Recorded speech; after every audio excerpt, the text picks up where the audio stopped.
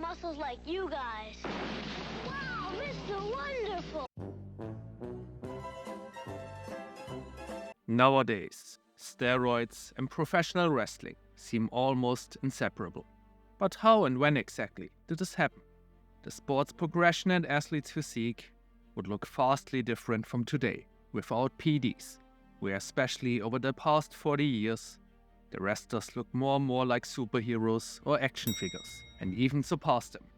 But to truly understand the topic, we need to go all the way back and have a brief history lesson about anabolic steroids, which have been around a lot longer than most people think.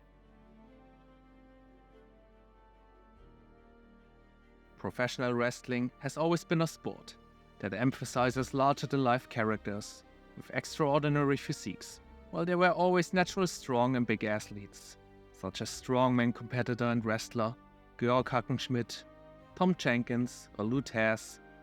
The synthesis of testosterone in 1935 marked a turning point for all sports, with the first trials on humans in 1937, and an early mention in a letter to the editor of Strength and Health magazine in 1938. In 1939, testosterone suspension, propionate and cypionate were available on the open market, and 10 years later, boldenol was patented by Sieber Pharma. While it is highly unlikely that legends like Hackenschmidt or Bronze-era bodybuilders like Eugene Sandow used any performance-enhancing drugs, it is also possible that as early as the Summer Olympics in 1936, where benzendrin, also known as amphetamines, were already in use, and certain records suddenly shot up, some early versions of those anabolic steroids, which were well researched in Netherlands, Germany and Switzerland, were also used. This brings us to the US Olympic team physician Dr. John Ziegler.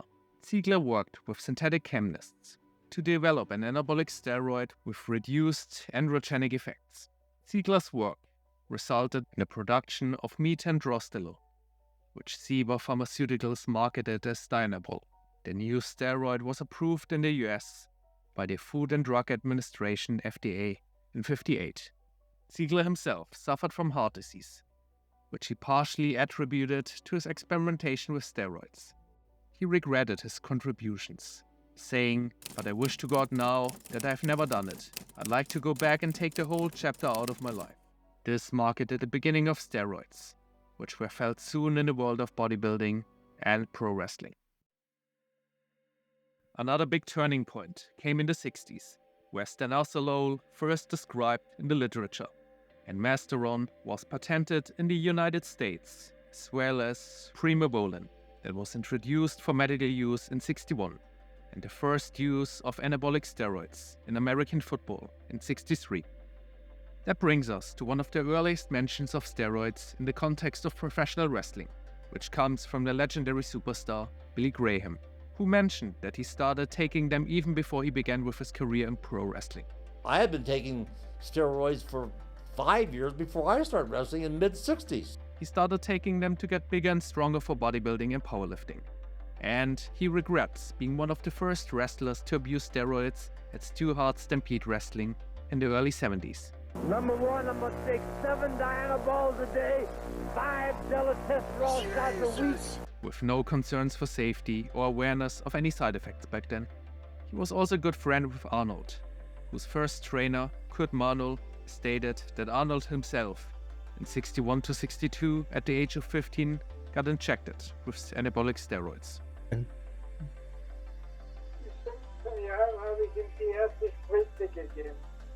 Welche Spritze war das? Primobolan? Some wrestlers from the 60s and 70s, such as Bruno Sammartino and Bob Backlund, were known for their anti-drug stance, which they reminded everyone of in every interview ever. Line that would form to see Dr. Zaharian. Well, after a while, it was known by everyone what was going on. Bruno was shocked actually once he returned to the WWF in the 80s and realized how widespread steroid use had become. It wasn't until the 70s and 80s that the influence of steroids began to be felt in pro wrestling, and according to several superstars of that era, 90 to 95% took them. Icons like Hogan, the Ultimate Warrior, Rick Rude or the Warlord among many others, built their legacies during this time. Some wrestlers were already big and carrying impressive physiques, like in the case of Don Muraco, suddenly came back looking 50 pounds heavier, talking about resting well at home, taking your vitamins and saying your prayers. That doesn't work for me, brother. Steroids were still legal in the US in the late 80s, with a prescription from a physician, which were usually issued in cases of injuries or diseases. But then everything changed. In 1991, Dr. George Zoharian, Pennsylvania Ringside State Commission doctor and urologist who had worked as a ringside doctor for the WWF, was convicted of illegally supplying anabolic steroids. The defense, led by longtime attorney Jerry McDevitt, argued that McMahon was not responsible for the actions of Zoharian or the wrestlers. After weeks of testimony and deliberation, the jury reached a verdict on July 22, 1994. Vince McMahon was acquitted of all charges. The jury found that the prosecution had failed to prove beyond a reasonable doubt that McMahon had conspired to distribute steroids or possess them in the intent to distribute. In the years following the trial, the WWF implemented stricter drug testing policies and took, at least on paper, steps to promote a healthier, drug-free environment. I should mention that with certain PEDs, even when used only in the past, the effects can alter the starting point of the muscle mass for a lifetime, something which is especially tricky in pro sports. While it is uncertain how and if those policies were really applied, the wellness policy became a lot stricter in the mid-2000s, when several high-profile and former wrestlers passed away, and the attention of the media and the public eye was once again on the WWE.